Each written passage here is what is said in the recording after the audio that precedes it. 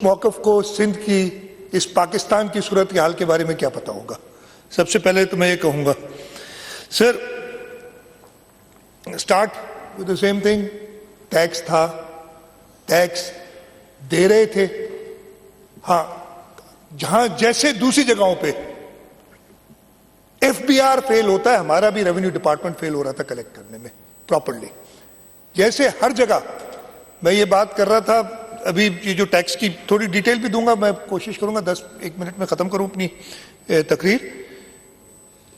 जो failures FBR के थे, हमारे रेवेन्यू डिपार्टमेंट के भी थे। और हमने इधर बैठ के आपके सामने ये बजट स्पीच के दौरान मैंने कहा था कि हम इसको ट्रांसफ़र कर रहे हैं एसआरबी को, इसलिए कि एसआरबी ने, I do not agree with honourable leader of the opposition जब वो कहते हैं उन्होंने टारगेट्स पूरे नहीं किए। एसआरबी ने हर साल अपने टारगेट्स पूरे किए जब से बना है। तो एसआरबी को हम देना चाह रहे थे और हमने यही फैसला किया था। हमने टैक्स की जो क्वांटम थी बजट में देखें बढ़ा दी थी कि 6 अरब रुपए हम कलेक्ट करेंगे इस साल। और मैं आपको ये भी बता दूं कि पहले 3 महीने में एसआरबी के जाने के बगैर ही हम तकरीबन 1 अरब रुपए कलेक्ट कर चुके थे इस साल एग्रीकल्चर इनकम टैक्स का। अपने पुराने तरीके से, अपने पुराने टैक्स रेट से टैक्स था ना, हमने वो कलेक्शन की थी और हम अपना टारगेट इंशाल्लाह पूरा करते। अब वो because of what is happening वो टारगेट आगे पीछे हो गया। तो सबसे पहले तो एक क्लैरिफिकेशन कि टैक्स हमेशा से था, हमेशा से मीनिंग पिछले 30 साल से था।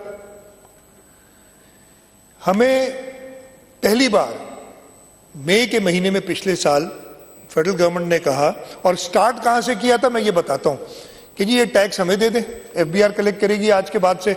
एफबीआर जो अपने टारगेट्स पूरे नहीं कर सक रही, हम सब कह रहे हैं एफबीआर जो एक करप्शन का गढ़ है, ये मैं बड़ा क्लियरली कहूंगा और आप जो लोग उस पर डील करते हैं बताएंगे। और आई एम सॉरी टू से ये लफ्ज इस्तेमाल करने पड़ रहे हैं, लेकिन वाकई वो खुद ही कहते हैं, प्राइम मिनिस्टर कई बार कह चुके हैं कि ये करप्शन का। हमने कहा जी एफबीआर नहीं करेगी। हमने अच्छा किया क्या इन्होंने, जो इधर सारे दोस्तों ने बात की, मुझे ज्यादा पता है, मैं कहा ना क्यों नहीं मैंने रेस किया वो भी बता दूंगा। एफबीआर गई आईएमएफ, फेडरल गवर्नमेंट का काम है आईएमएफ से बात करे, मिनिस्ट्री ऑफ फाइनेंस जो उनकी वो बात करती है, हमें नहीं इन्वॉल्व करते, गलत है।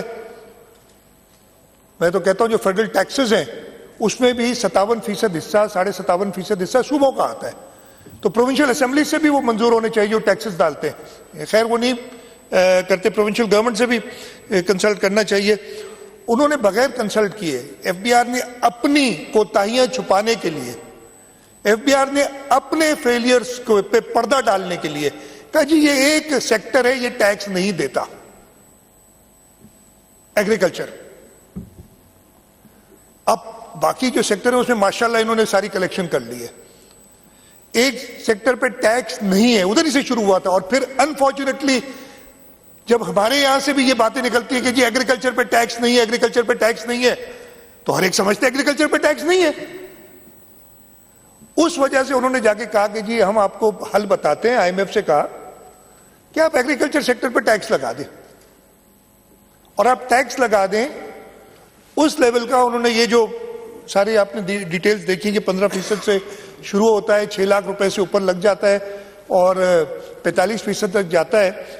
ये उनकी एक टैक्स कैटेगरी होती है एसोसिएशंस ऑफ पर्संस, उस कैटेगरी पे लगा दें। ये थी पिछले साल मई की बात। हमारे पास उनसे बातचीत करके आए कि जी हमने ये बात तय कर ली है, आप इस पे साइन करें। हमने मना कर दिया, हम साइन नहीं करेंगे। उसमें क्या था कि एफबीआर कलेक्ट करेगी, एफबीआर ये नए रेट आ जाएंगे जो रेट्स हैं ये, और 1 जुलाई 2024 से ये टैक्स लागू हो जाएगा, नया टैक्स इनहांस टैक्स लागू हो जाएगा। हमने कहा सबसे पहले तो एफबीआर कलेक्ट नहीं करेगी, ये सूबाई मामला है, सूबे में रहेगा। हम तो चाहते हैं कि सेल्स टैक्स को भी आप प्रोविंशियलाइज करें, आप नहीं कलेक्ट कर सक रहे हैं।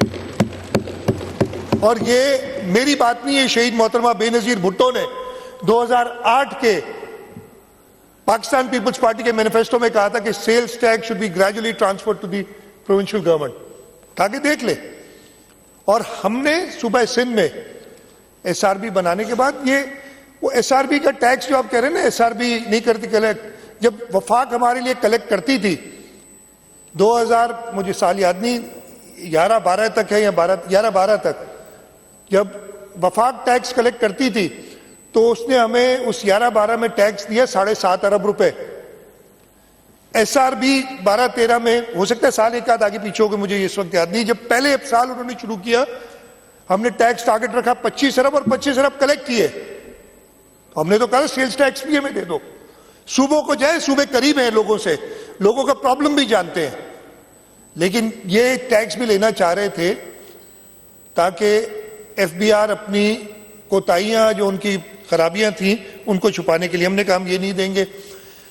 उस वक्त एक स्टैंड बाय लेटर जो था, अग्रीमेंट होनी थी आईएमएफ के साथ, बिल्कुल इसी तरीके से उन्होंने कहा कि जी इसको हमें कल साइन कर दो या 2 दिन या 3 दिन में साइन करके दो, नहीं तो ये खत्म हो गया। हमने कैबिनेट बुलाई, हमने अपनी फाइनेंस की टीम भेजी, हमने बहुत सारी डिस्कशंस की, इधर बातें हुई कि लोग के दिल में होगा कि यार, जैसे फारूक साहब ने कहा 6 लाख रुपए मुनासिब नहीं है, 6 लाख से 12 लाख पे जो उन्होंने टैक्स लगा दिया है। हमने ये बात रेज की, हमने कहा कि आप एकदम 15% से जो हाईएस्ट ब्रैकेट है 45 पे ना करें, आप स्टेप वाइज करें, इसका इफेक्ट देखें क्या होता है इसकी, और मैं बताऊंगा इसमें बहुत प्रॉब्लम्स आ सकते हैं। वो प्रॉब्लम्स क्या आते हैं वो तो असेस करें पहले आप, कि कहीं आप मुल्क को ऐसी सूरत हाल में तो नहीं ले जा रहे कि जहां आपको फूड सिक्योरिटी के इश्यूज आए। अगर मेरा किसान, हमारा जमींदार आबाद नहीं करेगा तो हम खाएंगे कहां से? अगर आप इस पोजीशन में ले जा रहे हैं, और मैं आपको बताता हूं, इधर फारूक साहब ने बात की कि लैंड पे टैक्स लिया जाए, मैं अपना बताता हूं, मेरी अपने फैमिली की हजारों एकड़ बारानी जमीन है जो इन दरियाओं पे डैम बनने से पहले आबाद होती थी।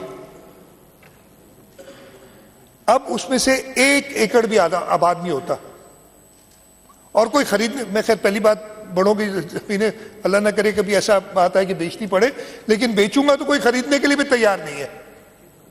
और ये पता होगा कुछ लोगों को जो इधर है कि पानी नहीं होने की वजह से क्या हो रहा है, और आप कहते हैं जी जमीन है तो उस पर टैक्स लगा दो।